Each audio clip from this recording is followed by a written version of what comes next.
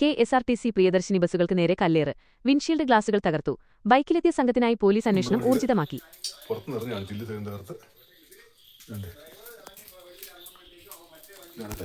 കല്ലറപ്പരപ്പിൽ junction സമീപം നിർത്തിയിട്ടിരുന്ന KSRTC ബസ്സുകൾക്ക് നേരെ സാമൂഹിക വിരുദ്ധരുടെ ആക്രമണം. വെഞ്ഞാറമൂട് കിളിമാനൂർ ഡിപ്പോകളിലെ 2 ബസ്സുകളുടെ മുൻഭാഗത്തെ വിൻഷീൽഡ് ഗ്ലാസുകൾ കല്ലേറിൽ തകർന്നു. ഇന്നലെ അർദ്ധരാത്രിയോടെയായിരുന്നു സംഭവം. രാത്രിയിലെ സർവീസ് അവസാനിപ്പിച്ച ശേഷം പരപ്പിൽ ജംഗ്ഷന് സമീപം സ്റ്റേ പാർക്കിംഗിലായിരുന്ന ബസ്സുകൾക്ക് നേരെയാണ് ആക്രമണമുണ്ടായത്. ഇന്ന് രാവിലെ സർവീസ് നടത്തേണ്ടിയിരുന്ന ബസ്സുകളാണ് തകർത്തത്. ബൈക്കിലെത്തിയ സംഘമാണ് കല്ലേറ് നടത്തിയതെന്നാണ് പ്രാഥമിക നിഗമനം. വിവരമറിയിച്ചതിനെ തുടർന്ന് പാങ്ങോട് പോലീസ് രാവിലെ തന്നെ സ്ഥലത്തെത്തി പ്രാഥമിക പരിശോധനകൾ നടത്തി.